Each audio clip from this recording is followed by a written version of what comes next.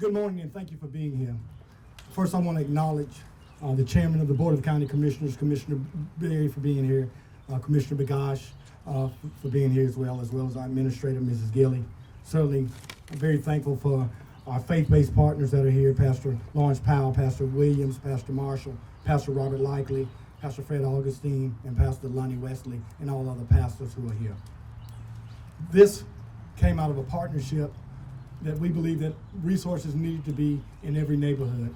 After much conversation with our friend Mark Faulkner, Sandra Smiley, we decided that we would do something that could help benefit the entire neighborhood. And this is unprecedented across the country, that you're able to put all your major health care providers together, as well as our community health provider, to stand up what I believe a testing opportunity, and opportunity to make this community a better community. With that, the partnership that we're able to do, because the city and the county have worked hand in hand on this project. Please welcome tonight Mayor Grover Robinson. Mayor Robinson. Thank you.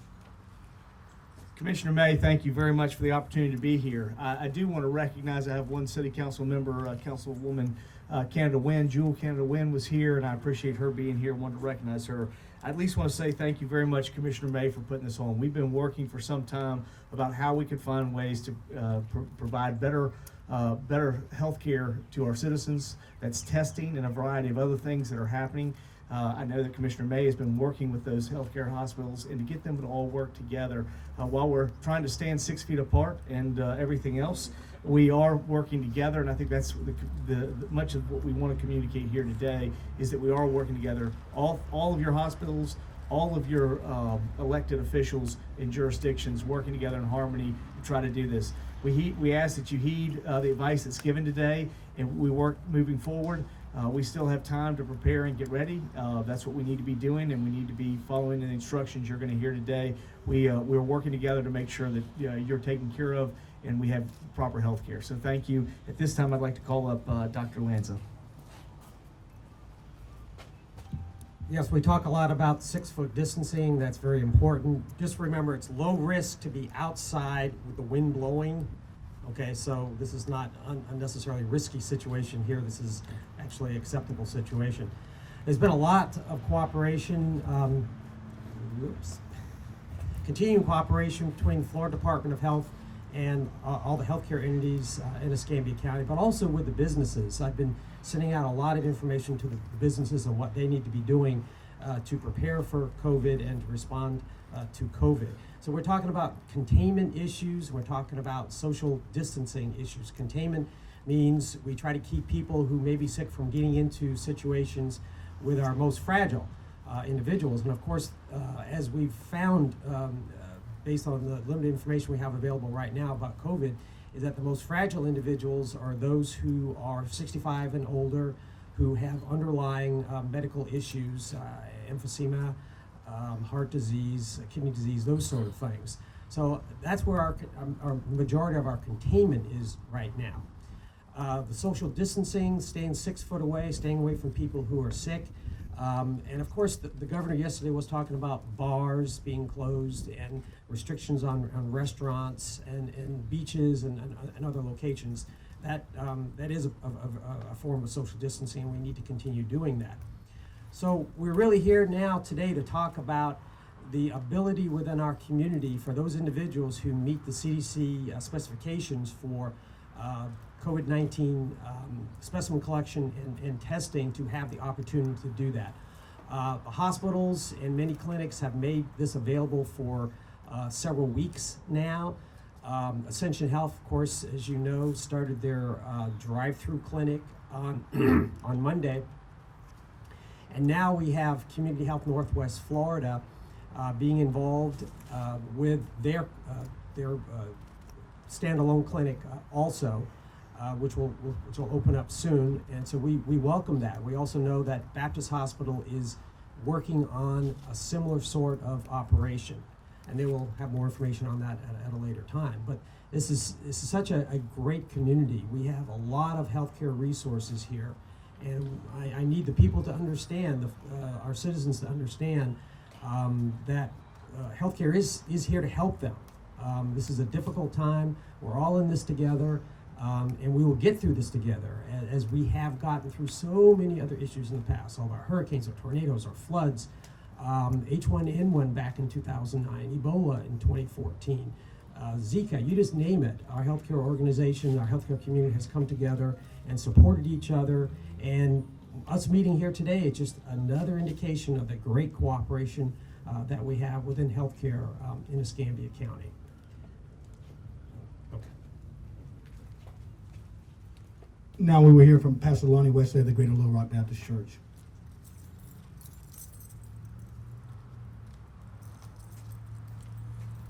Thank you, Lumen, and to all who have come out today. Also, Pastor Evan Harden is with us as well. Just wanted to say this is, of course, has been stated, unprecedented for everyone, to include the faith community. A lot of congregations are encouraging the elderly not to come out to the active worship service. A lot of congregations are encouraging those with compromised immune systems not to come out to worship services. Some congregations have made the decision not to hold the regular worship service, whatever the decision has been. Some congregations are live streaming, some are Facebook Live streaming the messages as well, because as far as the faith community is concerned, the understanding is still present that now more than ever we need to hear a word from the Lord. Now more than ever we are still gathering together to touch and agree, not literally touching. Amen, somebody. Amen. Yeah, we're saved, but we're not stupid. Amen. But to agree theologically that we need to pray together. Somebody in the country still believes in prayer. And somebody in the country and in this community still believes that God is the answer to every ill of our community.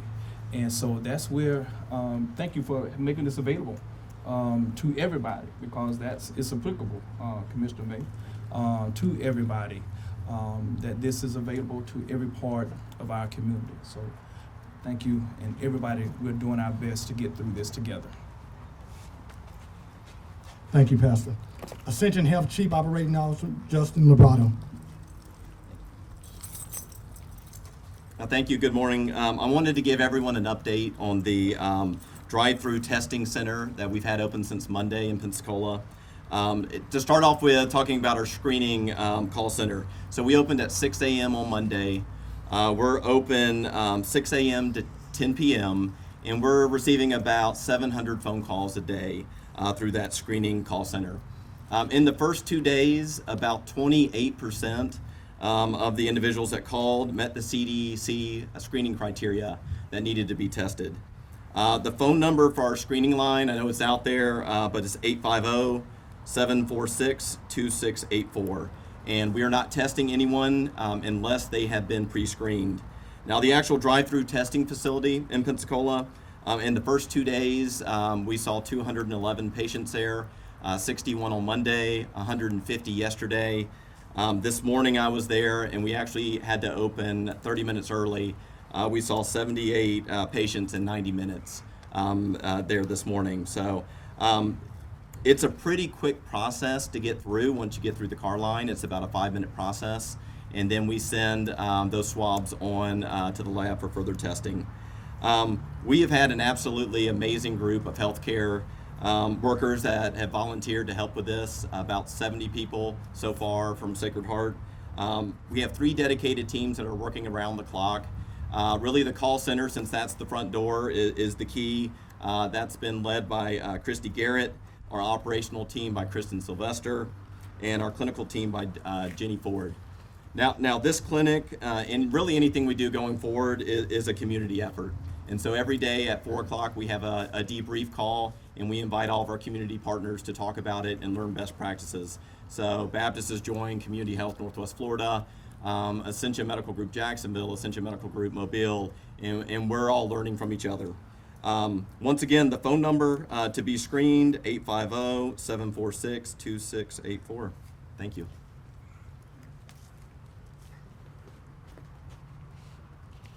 West Florida CEO Gay Nord.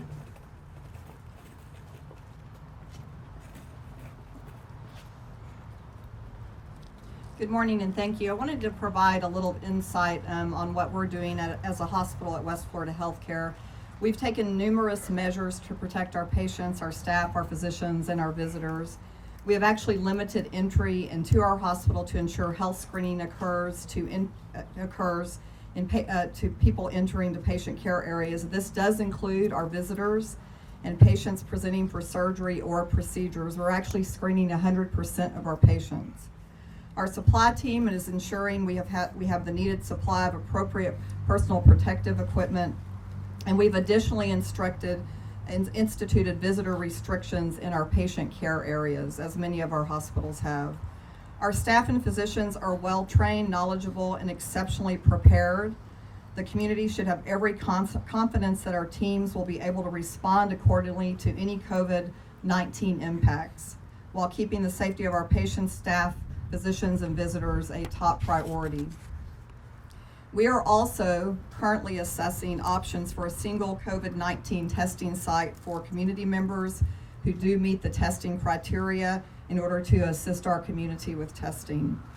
The safety of our colleagues is very important to us, and we're working diligently to ensure the early identification of potential COVID-19 patients, containment, and appropriate care measures to prevent the spread within our facilities and certainly within our community. We are here to support our community in every possible way. I do want to thank the staff at all the hospitals, our health department, and all our first responders who are on the front lines of this situation and who are well trained in providing great care to our community. The public can help at this time by donating blood at a local donation center. Because people are not donating currently, unfortunately, we do have a shortage of supply of blood, so I would encourage everyone to do that. And then lastly, I want to thank Mayor Robinson and County Commissioner May for organizing this press conference and for their leadership in our community. Thank you. County Commissioner Jeff Bagash. Thank you, Commissioner May, for organizing this press conference. I just wanted to relate to people. I've had numerous calls from constituents about our libraries, and they're concerned about that. So wanted to relay that I've spoken with Todd Humble, the county's library director. They are looking at a number of measures to undertake in order to maintain the social distancing protocol. They also wanted me to point out that beginning Monday, due to the schools being out, they will be offering food to go for students of Escambia County schools. They'll be doing that at all 7 library sites, so I wanted to put that information out as well. Also, as all the meetings and other activities are canceled throughout the community, wanted to make sure that folks knew that our Youth Commission initiative, that those have been suspended until such time as gatherings are safe again.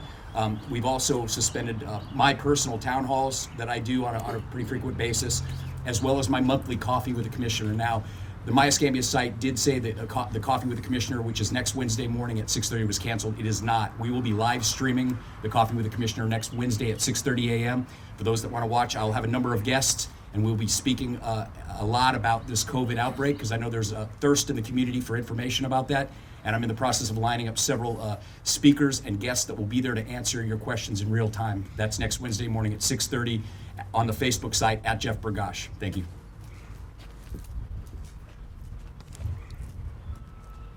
The person that's really responsible for making this possible, Community Health Northwest Florida CEO Sandra Smiley. Thank you, Commissioner May. I'd also like to thank Mayor Robinson, the leadership from our local hospitals, as well as the faith-based community and public health leadership from Dr. John Lanza. As your community's federally qualified healthcare center, Community Health Northwest Florida is here to take care of those that are most vulnerable. Last year, we took care of over 53,000 individuals in Escambia and Santa Rosa County. And that's why today we are here in partnership with Sacred Heart to bring to Brownsville a mobile testing site. We are working with Sacred Heart on sharing resources. We'll be using the same call-in center phone number that Justin Labrado referenced earlier, and I'll say it again, 850-746-2684. The same process and protocols will be in place for this mobile testing site, which is one you must call first, go through the telephonic screening process in order to be referred to the mobile testing. site. We will begin Monday, March 23rd. Hours of operation will mirror that of Sacred Hearts, which is 9 to 1, 9 a.m. to 1 p.m. And our staff will be joined with the call center staff at Sacred Heart, answering calls from 6 a.m. to 9 p.m. I do want to, again, thank the hospitals as well as the Board of County Commissioners. As a federally qualified health center, we receive community benefit grant funding from both Baptist and Sacred Heart hospitals, as well as an outside agency. The Board of County Commission grants us funding, and it's through those fundings and this effort that we're able to provide care to the uninsured residents of our community. Thank you. Thank you. Escambia County Chief Deputy Chip Simmons. Thank you, Commissioner May. I appreciate it. We've heard a lot about washing hands and social distancing, and then we've heard a lot about restaurants, taking precautions and canceling bars.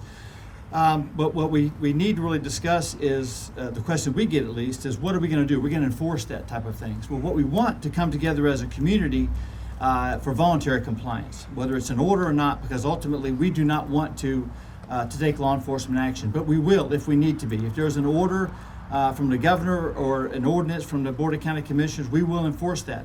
But I think that what you've seen from Escambia County in the past is that we tend to come together. We come together in groups like this, we come together in smaller groups, but we understand that we are in this together. And so what I've seen in my daily travels the last couple of days is there is a voluntary compliance. I was in a restaurant yesterday, and there's no one sitting next to each other. The restaurant that I went to made a copy of their menu so they can throw that copy away. So I think that what we're seeing is a lot of voluntary compliance. And we hope to encourage more and more of that. I would like to say that in regards to law enforcement officers, we are also using the same common sense approach. Washing hands, social distancing. We are asking more questions from dispatch. But ultimately, there's going to come a time when a law enforcement officer has to take action. Way before there was a coronavirus, there were law enforcement officers that were responding to calls for service. Some were for dangerous situations, and we don't have time or the ability to social distance someone we're going to take to jail. So the men and women at the sheriff's office, the men and women that are in our first responders, sometimes they don't have the opportunity to social distance. We're taking common sense approaches at the sheriff's office. We're going to stop fingerprinting people from basic background checks. That's not those that we arrest, but the background checks. We're also working with our employees, those who have been abroad, those who have some high-risk family members. They're being quarantined as well. But ultimately, what we have and what we're going to continue to have is the men and women of the Escambia County Sheriff's Office available and willing, and we will continue to respond to every call for service that we're needed. Thank you. This is a great faith-based partnership, and one of our faith-based partners, the Brownsville Assembly of God, Pastor Horton. Thank you, Commissioner May. It's a day for all of us to take serious reflection on what we're doing and where we're headed. And as a pastor, when I first heard the news from our president about no groups greater than 10, I was concerned for our church, our staff, the community, and started to say, all right, how do we hunker down? But then I realized we need to do more than that. We need to realize, how do we care for each other? And so we started to think creatively yesterday, all day, today already, this morning early, of what we're going to do to rally together and support. And so when Commissioner May called and said, this is what we're wanting to do, to partner together, to have a testing site, to do other things and other initiatives in making this a safe community during this crisis, we all need to join together. I really believe I heard from God when he said just a couple weeks ago about this crisis, we need to be careful, not fearful. Do not let fear grip your heart. God's given us a spirit of peace. But in the midst of that, let's use our minds, let's use our thoughts, let's use our wisdom, and be careful. So let's not be fearful, but careful. Escambia County Sheriff David Morgan. Well, good morning, everyone. Thank you, Commissioner May, and of course, Brownsville and Open to the Community Center in Brownsville Church. You've heard a lot of great words here this morning, a lot of things that are inspiring, but the bottom line is this, that as individuals and as a community, if we don't take to heart and follow all you've heard this morning, then this was a wasted effort, wasn't it? We can do a lot of common sense things, folks, and get through this crisis, and let's be specific, it is a crisis. What bothers me in our community is when we come across folks, as Dr. Lanza has stated before, that they're not taking this seriously. Trust me, it is a serious thing. And just like with crime, it can be a second or third tier. Let's say you're a young person who kind of throws caution to the wind and hangs out and goes to the wrong places and drinks, etc. And then this weekend you decide to go see mom or dad. Mom and dad happen to be 60 years old or older. Or the grandparents come over Sunday for a dinner. Now, unbeknownst to you, because 3 to 5 days you can show no symptoms, but you're a carrier of this virus. And now you've infected your parents and your grandparents. So collectively, we must all understand that this affects all strata. All strata. So when we say that, it's those that are elderly that are the ones that are really going to suffer the most from this, no, trust me, so will you. So from a law enforcement perspective, we'll take the risk because we have to. That's what we pledged to do, was to protect and serve. But we also want your partnership. Assist us in these efforts, and we'll all come through this together. We are, again, a resilient community. I've lived all over the world, and I will tell you that there's no better people, no tougher people, and no more kinder people than you'll find in Escambia County. I have yet to see a crisis in our community occur where we didn't collectively come together and defeat that very crisis. And so you know what? We're going to do it again, aren't we? We're going to do it with the coronavirus. So stand tall, stand with us, be smart, and be safe. Thank you, Sheriff. Baptist Health President and CEO, Mr. Mark Faulkner. Thank you, Commissioner May, and for others who have joined today, and for you. A few comments specific to First Baptist, what we're doing at Baptist Healthcare. I'll start with testing. We have been testing inpatients and outpatients that meet criteria, and we'll continue to do so. Thus far, we've had the one positive case, and the balance have come back negative or pending. But yet we still are very diligent, and again, following criteria. We are standing up a freestanding testing center, opening by end of week. The process will be, if you as a Baptist patient call your physician, we'll screen you based on those same criteria. And you'll be directed to a location with an appointment where you'll be met and brought in and offered that screening. It'll be open from 7 to 7, Monday through Friday, 8 to 3 on the weekend, so 7-day-a-week coverage. So again, contact your physician, describe your symptoms. They're with a Baptist provider, and we will direct you to the screening center should you meet criteria. We're also likewise limiting visitation strictly to specific necessary caregivers of the patient, both in and outpatient, so we're mindful of that as well. A few broader comments. I would echo the advice and counsel that's been provided already. Take this seriously. This is a significant, unprecedented event in our community and, in fact, our nation. There's great news.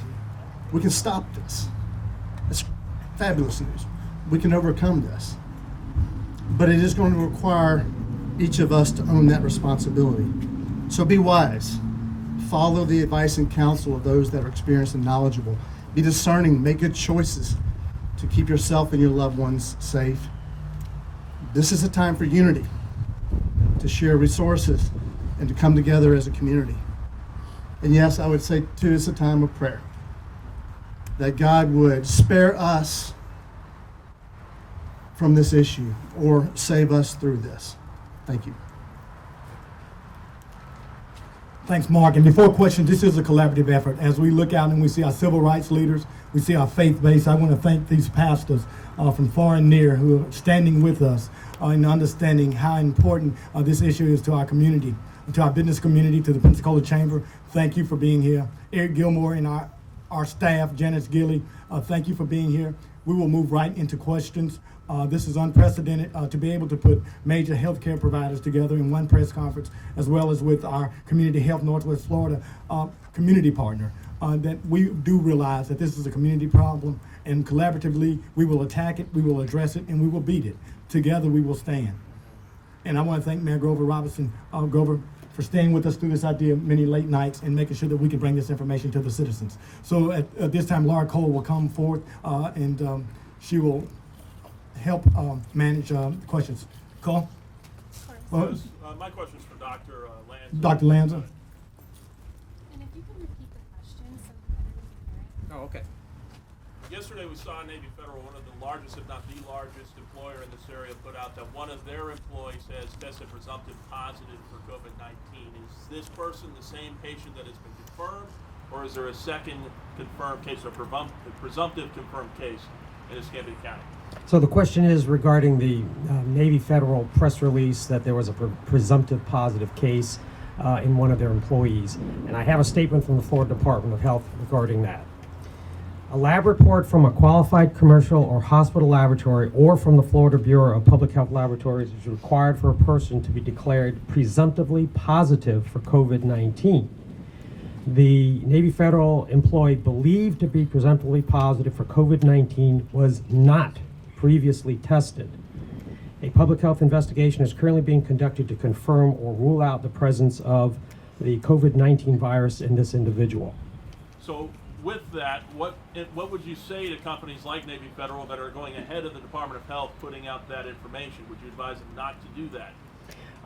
We've asked the Florida Department of Health to provide to all the businesses and really everyone in our community and the state a statement as to what they should do when a similar situation occurs, so that hopefully the information will be available soon. At this moment, how many people have been tested in Escambia County from your department? I do not have that information for counties. There is information at the dashboard of the Florida Department of Health, which talks about those tested through the Florida Department of Health and how many people have tested positive. All right, moving on. Have you guys had any more tests? Who's the question for? Health officials. Dr. Lanza? Have you guys had any more positive tests come back since you started testing with Sacred Heart earlier this week? Repeat the question. The question was, have there been other individuals who have tested positive from Escambia County? I'm assuming that's what the question is. Since Monday? No, there have not been any other positive cases other than the individual from last week.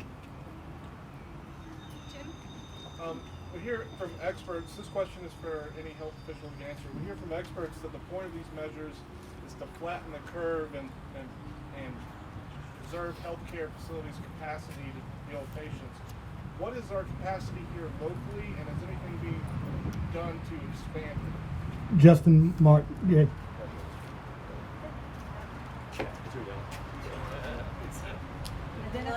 Identify yourself. Hello, good morning, everyone. I'm Dawn Rudolph. I'm Ascension Sacred Heart President, and I'll take the question on what hospitals have been doing locally to expand capabilities. I mean, first and foremost, I'd like to thank everyone that's collaborated, not only here in the state of Florida, but across the nation, as we're learning more and more about what our needs are. As you know, we all have emergency management plans, and so early on in the process, we understood what those plans were, and we started looking at what our capabilities may need to be.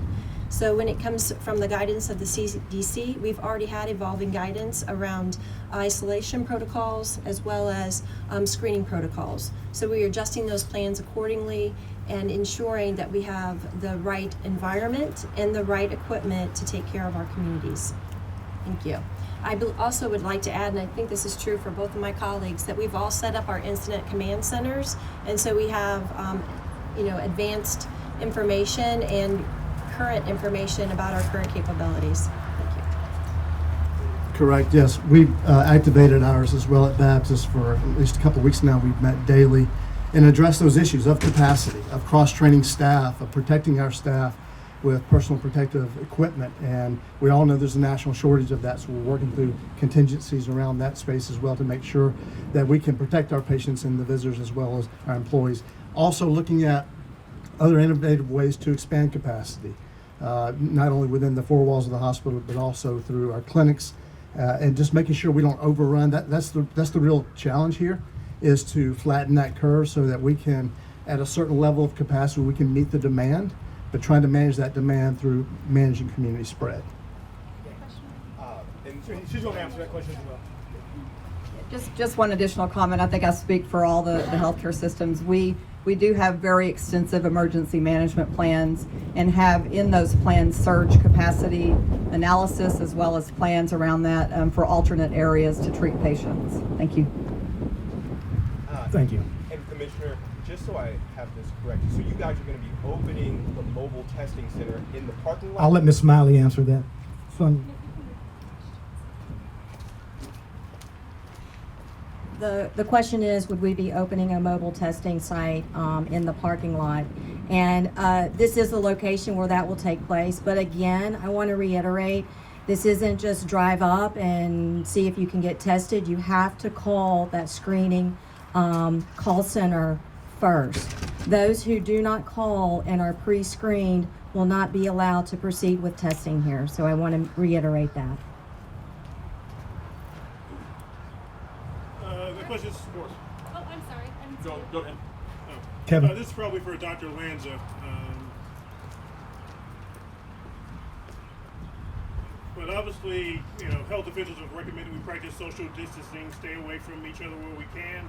But we've heard a lot from people like gyms, like hairstylists, movie theaters. You've got a lot of places that specifically aren't under orders where people still congregate, and they're wondering. A lot of people are choosing to, limit interaction. But do you have just general best practice for business who wonders, what should I be doing because I deal with a lot of people? What would you tell those businesses? The gentleman has asked that the governor has put out some specific guidelines for bars and beaches and restaurants, but nothing specific yet about gyms and similar locations. I would go with what our sheriff said. Be smart. I mean, you are a thinking individual. What kind of situations do you want to put yourself in? So you have to think about who's around you and what situation you're in, and just be smart. And if it doesn't feel right, then don't be there. Okay, we've got a question here and then Horace. Hey, wait, let's let everybody get a chance to answer the question, please. I mean, this isn't school. Right. We don't know. She hasn't answered the question. Thank you. Senator, your question? I'm sorry. Go It's ahead. for Dr. Lanza regarding testing. Now that it is expanding in our community, what's the time frame, and do you expect it for getting the results? And do you expect that to extend as more people come forward? Well, I know the governor, I'm sorry, the question was about testing and the availability of testing currently and in the future. As the governor announced the other day, there are about 625,000 tests that have come into the state. The testing materials, reagents have been sent out to the various organizations who have expressed an interest in doing the testing, including local hospitals. As the speed of the results from the test will depend on how quickly the local hospitals and other organizations can come online to do the test locally. So what now may take 2, 3, 4 days may take less than a day or maybe 2 days. I'm not a laboratorian. I'm not familiar with the procedures for doing RNA PCR, but I know it takes a little bit of time to do that. So the reagents and other materials either are available or will soon be available in our local facility. So when that happens, then the testing speed will be significantly increased, or the returns will be significantly increased. I've got a follow-up to that question for the hospital executives. Can y'all give us an idea of where you're sending the samples to, as far as what kind of, are you experiencing any delays, getting delays, and when can you get it in-house testing? What's holding you back from doing in-house testing? Thank you, Rick. CEOs. So his question was, what are our current capabilities at all of the 3 hospitals from a testing standpoint, internally and externally? We're using external testing right now. We're working with the Department of Health, where we send that sample in the state. And we're also working with commercial labs, specifically LabCorp and Quest. Right now, that follow-up and closure with respect to the resulting is anywhere from 3 to 7 days, and that's consistent with what we're seeing not only across the state but across the country. We are seeing trending in a positive direction and making that turnaround much more rapid. Simultaneous to all that, we're also rapidly evaluating our internal capabilities, so as Dr. Lanza spoke to, can we and when can we be able to do our own in-house testing for even more rapid turnaround? Okay. Has everybody gotten a chance to ask a question? Go ahead, I need somebody to answer this one. Yeah, so similar to Baptist Healthcare System, we are using commercial labs as well as looking at hopefully having testing internally as soon as that testing is available. So not terribly different than our other healthcare systems. Thank you. At Ascension Sacred Heart, we've been relying on our Ascension Regional Labs for the testing as well as the Department of Health. We do have equipment in-house, and we're awaiting materials that have been on back order to get that up and running as soon as possible. We are experiencing the same turnaround delays as everyone else, but we look forward to shortening that curve very soon. Thank you. Okay, it looks like we have 2 more questions. These will be our final questions. Why do we have to stop at 2 questions? I mean, we've listened for 30 minutes. Rick, if you have another question, yeah. Well, listen to everybody ask questions. Okay, who's your question for? My question's for Dr. Lanza again. Now, moments ago, if I understood you correctly, you were telling me you couldn't tell us how many testings roughly have been done for COVID-19 in Escambia County. As the director of the Florida Department of Health in Escambia County, don't you feel you should know that? Well, the Florida Department of Health at our dashboard that you can reach by Googling Florida Department of Health COVID lists the testing that is done through the Florida Bureau of Labs and any of the positive results. We don't necessarily have access to labs that are not part of the Florida Department of Health, so we wouldn't necessarily know how many people were tested. And I don't know exactly who to answer this, but with the Navy Federal situation, do you guys know if they're doing anything? Do they have plans to maybe take measures, precautions? So with the first case, we are actively doing contact tracing of that individual, where they have been, who they may come in contact with. With any second, third, or fourth cases, whenever they should arise, we would do the same thing. Florida Department of Health does contact tracing for multiple diseases, TB, hepatitis A, every single day. As we speak, we are doing that. So when we get another case, we will perform contact tracing just as we've done for the past 199 years that the health department has been here. Mayor Robinson. I simply wanted to follow up on one of the things that is happening. I think all local businesses, we've been saying for some time, need to get their plans and need to be transitioning. I know the city of Pensacola is doing this. I'm sure the county is doing the same and everything, trying to reevaluate how we get work done and how we do it with the protocols. Nobody knows this, how to implement this exactly overnight, and we learn every single day something different that we need to do. That's okay. We are transitioning to that position that we're doing it. All of us are. So we're making that transition as we go through. We started that, as I said, Monday. We'll keep working. We keep working to figure out our plans. Kevin, you asked the question earlier about what people need to do if they feel so inclined. I can tell you Monday I felt very fortunate that I got my hair cut, because on Tuesday the person that cuts my hair sent something out to all their clients and said that he would not be doing haircut. He felt for both his own safety as well as the safety of his clients that he cuts. I mean, those are decisions. We are looking for you to be making the right decisions for you as we go forward. I think Chief Deputy Simmons said, you know, we don't want to get to a point where we got to do this, but the orders we have, we will eventually enforce those. But we are asking right now to you, businesses, individuals, citizens here, to begin to transition to where we go. We're learning more and more every day, and we're doing more every day. We're not exactly where we want to get it in the city of Pensacola, but we are learning more about this process. And I do expect over the next couple of days that we will get to where we ultimately want to go. But this is a transitioning process, and we are in transitioning. We are having this press conference to communicate this information to you and what you need to do and the things you need to do to make your decisions. Is everything perfect about everything? No, but we are asking you, we're trying to put out information as to what you can do, how you can get tested. I really appreciate Commissioner May working to make sure that we have testing on the west side of Pensacola and the west side of Escambia County. You can see other testing centers will be coming up over the next couple of days. That is what's important as we work through this, and we will continue to get as much information as we can to you, both through our individual PIOs, but through opportunities like this to come together. And I really want to thank Commissioner May for doing this. Thank you.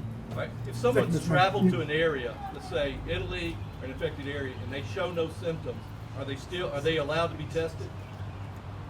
Landon.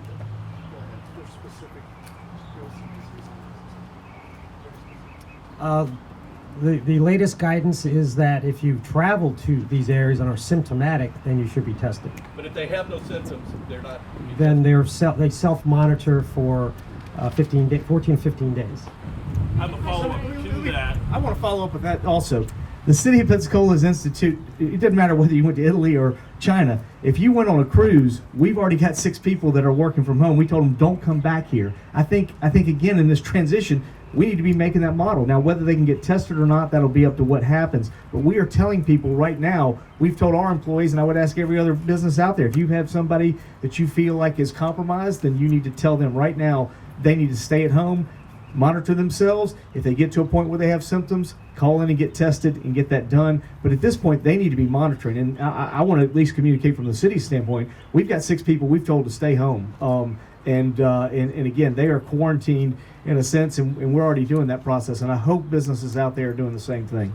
And following up to that with Dr. Lanza, why stop at Italy though? What if I've been to Washington or San Francisco or other areas that may be seeing domestically a lot of course, we said if you went on a cruise, we said if you went anywhere out of the country, that's where our policy is at the city of Pensacola. I would advise you to start thinking about these things. I mean, what if you go to Washington State? I mean, I think these are things you should start taking measures to prepare yourself in thinking about those things, what needs to happen. So again, I think that is the kind of stuff that we're asking when we say common sense stuff.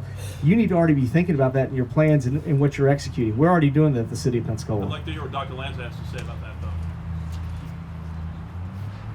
Yes, if you're symptomatic and you've come back from a place with this widespread community transmission, be it inside the country or outside the country, then you should be tested. But what if I'm not symptomatic? As you said, there's a period of where you're not showing symptoms and could still spread the virus. If you're symptomatic and you've traveled to the areas outside the country or an area of community spread such as Washington, then you should be tested if you're symptomatic. Thank you. Dr. Lanza, thank you. We've had these CEOs and we promised them 30 minutes of time. We've asked them to stay around to do individual interviews. We're certainly very thankful to our faith-based, our civic, our healthcare, our professional community for being here. Thank you. Let's all stay safe, and thank the media for the communications that you're giving to the citizens. Thank you for being here today. People will be around for questions. Thank you so much.